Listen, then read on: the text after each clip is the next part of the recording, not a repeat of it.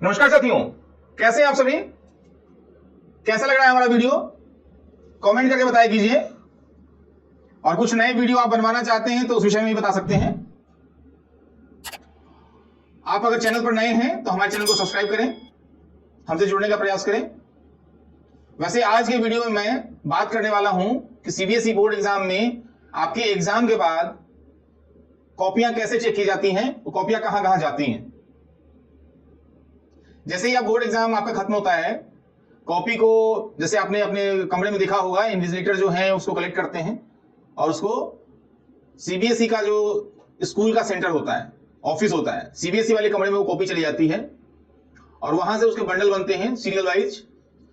Wise वो copy जमा होकर के नियरेस्ट जो सेंटर होता है, हर शहर का एक सेंटर होता है, केंद्र होता है जहां वो कॉपी चली जाती है। उस सेंटर वालों का काम होता है कि वो जो ऊपर का पन्ना होता है जिसपे आपका डिटेल लिखा होता है, नाम, पिताजी का नाम, रोल नंबर वगैरह वगैरह वगैरह, वो सारी चीजें वहां से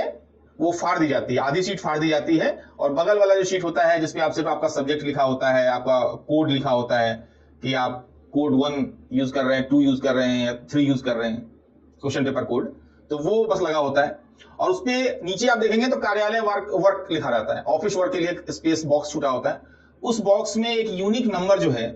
वो बोर्ड द्वारा प्रोवाइड किया जाता है और उसका रिकॉर्ड रखा जाता है कि मान लीजिए किसी बच्चे का नाम रंजीत कुमार है और उसका सीबीएसई रोल नंबर फलाना फलाना फलाना है, तो उसके रोल नंबर के आगे लिख दिया जाता है कि उस रोल नंबर को क्या यूनिक कोड दिया गया है।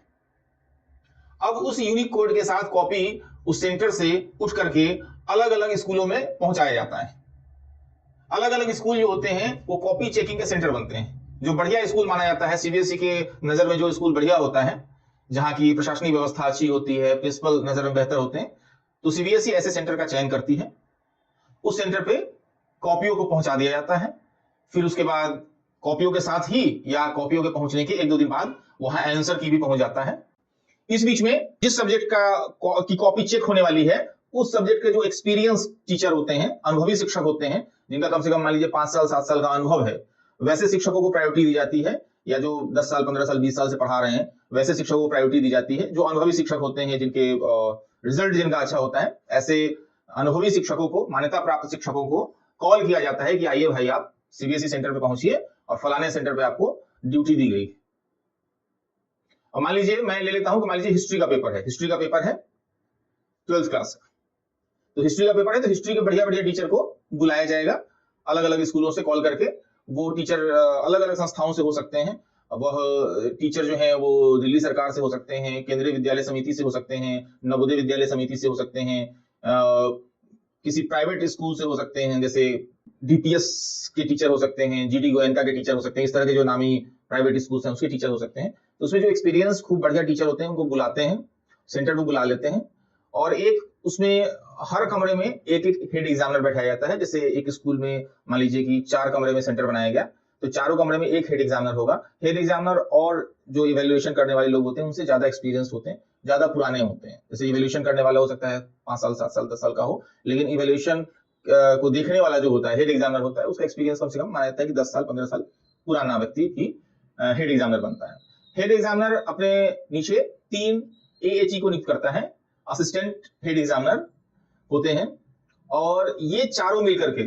वो क्या करते हैं, कॉपियों का डिस्ट्रीब्यूशन करते हैं कोऑर्डिनेटर की मदद से। अब सारी कॉपियां तो आ गई, अब उसमें वर्गीकरण किया जाता है कि ए सेट की कॉपी, मतलब कोड 1 की कॉपी, क्वेश्चन कोड 1 की कॉपी अलग की गई, 2 की अलग की जाती है, 3 की अलग की जाती है। ये काम पहले दिन होता है। और उसके अलावा फर्स्ट डे जब टीचर जाते हैं तो उनका मॉक टेस्ट लिया जाता है। टीचर चूंकि 1 साल पहले उन्होंने कॉपी चेक की है तो रिफ्रेश नहीं है, 1 साल में चीजें कई बार चेंज हो जाती है, पैटर्न चेंज होता है, सिलेबस भी बदल जाता है, तो टीचर को रिफ्रेश करने के लिए एक मॉक टेस्ट फर्स्ट डे जो टीचर पहुंचते हैं तो उनका मॉक टेस्ट करवाया जाता है कि आप पूरी तरह से अपडेटेड हैं या नहीं है, और अपडेटेड नहीं है तो आप अपडेटेड हो जाइए। और मान लीजिए मॉक टेस्ट में एक ही क्वेश्चन पेपर दिया जाता है सारे टीचर को, एक कमरे में लगभग 12 टीचर होते हैं, तो 12 टीचर को दिया गया कॉपी चेक करने के लिए। उसके बाद अब एक ही आंसर शीट चेक करने के लिए दिया गया, एक ही क्वेश्चन पेपर चेक करने के लिए दिया गया। तो कुछ टीचर हो सकता है, मान लीजिए वो 80 नंबर का एग्जाम है, तो कुछ टीचर उस बच्चे को 50 दे देंगे, कुछ 47 दे देंगे, कुछ 45 दे देंगे, कुछ हो सकता है कि 52, 53, 54, 55 भी दे देंगे। तो ये 45 से 55 के बीच जो गैप आ गया, अब एक ही क्वेश्चन में कॉपी चेक करने में ये वेरिएशंस आता है, क्योंकि ऑब्जेक्टिव में तो आपके सेम नंबर आएंगे, लेकिन सब्जेक्टिव में अंक बदल जाता है। सब्जेक्टिव में क्या हो जाता है, वो शिक्षक आपकी कॉपी को इवेल्युएट करेगा और उससे अगर आपका क्वेश्चन पेपर पसंद आ रहा है, आंसर पसंद आ रहा है, तो वो आपको नंबर देगा, और नहीं तो वो आपको कम नंबर देगा। तो ये जो वेरिएशंस होता है, तो उसके बाद वो चिन्हित किया जाता है हेड एग्जामिनर द्वारा कि ये शिक्षक जो है, जो इवेल्युएटर है, कम नंबर देते हैं, ये ज्यादा देते हैं। तो जो कम देते हैं उनको समझाया जाता है कि भाई आपको थोड़ा नंबर बढ़ाना है, आप थोड़ा बढ़ा के चेक करेंगे, क्योंकि आप स्ट्रिक्ट चेकिंग करते हैं जो बच्चों के हित में नहीं है। और जो ऐसे कुछ शिक्षक होते हैं जो हाथ खोल के चेक करते हैं, कुछ भी लिखा नहीं लिखा, पढ़ा नहीं पढ़ा, तो हाथ खोल करके जो शिक्षक चेक करते हैं उनको समझाया जाता है कि भाई मॉडरेट रखना है, इतना भी हाथ मत खोलिए। तो बीच में 50 के आसपास, मतलब अगर 45 से 55 का रेंज आ रहा है तो 50 के आसपास ये इसके लिए एक सहमति, एक आम सहमति उस कमरे में बन जाती है। उसके बाद फिर अगले दिन जब टीचर आते हैं तो उनको कॉपियां दी जाती हैं। 12 टीचर होते हैं, तो उसमें 4 टीचर को कोड 1 की, 4 टीचर को कोड 2 की और 4 टीचर को कोड 3 की कॉपी दी जाती है। उसके बाद चेकिंग करते हैं, और हर 4 टीचर पर एक एएचई होता है, असिस्टेंट हेड एग्जामिनर होता है, जो उनकी चेक हुई एक इवेल्युएटर जो होता है एक दिन में 20 कॉपियां चेक करता है। उस 20 कॉपियों में से 4 कॉपियां जो है उसकी जांच असिस्टेंट हेड एग्जामिनर करता है, और 20 में से 2 कॉपियों की जांच जो है हेड एग्जामिनर करता है। बीच में से वो निकाल लेंगे और वो चेक करेंगे कि आप सही ढंग से चेक कर रहे हैं कि नहीं कर रहे हैं, और नहीं तो फिर आपको जो इवेल्युएटर होते हैं उनको फिर हिदायत दी जाती है, समझाया जाता है कि भाई आप ठीक से चेक करिए। कोई बच्चा अगर कई बार ये भी शिक्षकों में होता है कि भाई ये बच्चा अगर पास हो सकता है, तो बच्चों के हित में निर्णय लिए जाते हैं कि अगर बच्चा पास हो रहा है तो फिर इसको पास करिए एक आध नंबर से। इसलिए आप देखेंगे बोर्ड एग्जाम में सामान्यतः एक आध नंबर से कोई बच्चा नहीं अटकता है। कोशिश ये रहती है कि बच्चे को हित में निर्णय लिया जाए, उसका एक साल बर्बाद न हो। फिर वहां से कॉपी जब उस कमरे से निकलती है तो कोऑर्डिनेटर उस कॉपी को लेकर के जाते हैं, और कुछ और सदस्य होते हैं जिनका कैलकुलेशन अच्छा होता है, तो उन्हें स्पेशल जिम्मेदारी दी जाती है कि हर कॉपी को चेक किया जाए कि उसमें कैलकुलेशन में मिस्टेक तो नहीं है। जैसे नंबर हम चाहते हैं ना, पहले क्वेश्चन में 2 नंबर, दूसरे क्वेश्चन में 5 नंबर, तीसरे क्वेश्चन में 8 नंबर। तो ये चूंकि विषय के शिक्षक है, मान लीजिए हिस्ट्री के टीचर है, तो हिस्ट्री के टीचर हो सकता है उनको कैलकुलेशंस उतना अच्छा उनका ना हो, तो कैलकुलेशन में एडिंग में गलती कर सकते हैं, इसकी संभावना रहती है। तो इसको ध्यान में रखते हुए एक अलग से 3-4 लोगों को बिठाया जाता है हर सेंटर पे, और उनका काम होता है कि हर कमरे की कॉपियां आएंगी उनके यहाँ, और वो सबके अंक जो है वो जोड़ते हैं, और जहां गलती होती है फिर उसको सुधरवाते हैं। तो फिर कॉपी चेक करने के पैटर्न को भी चेक कर लिया गया, नंबर जोड़ने में कोई गलती ना हो इसको भी 2 बार 3 बार चेक कर लिया जाता है। उसके बाद फिर बंडल पैक होकर के वहां से जो जिस सेंटर से वो आई थी कॉपी, फिर उस सेंटर पे लौटा दी जाती है, और फिर वहां से कॉपियों के फिर वो जो यूनिक कोड दिया गया है उससे मैच कराया जाता है कि मान लीजिए रंजीत कुमार, जैसा मैंने बताया था कि रंजीत कुमार नाम का बच्चा है, उसका सीबीएसई रोल नंबर ये है, और उसके यूनिक कोड पे इतने, अगर मान लीजिए 80 में से उसको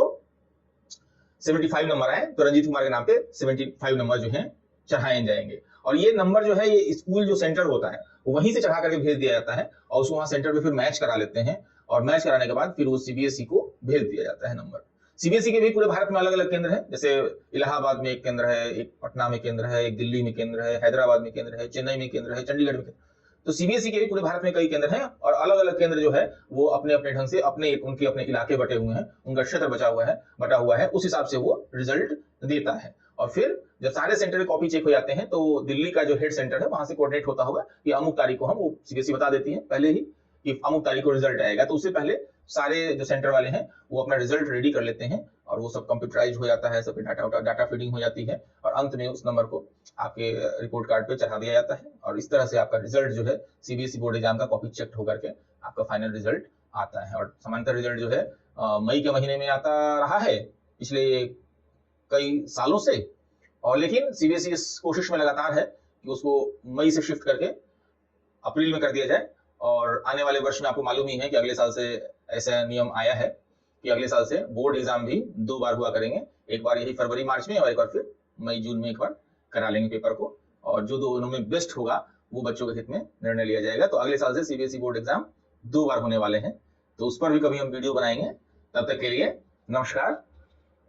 और अगर चैनल पे नए हैं और हमारा वीडियो आपको पसंद आया है तो चैनल को सब्सक्राइब करते हुए जाइए, साझा करिए, चीजें पसंद आए तो अपने दोस्तों के साथ साझा करिए,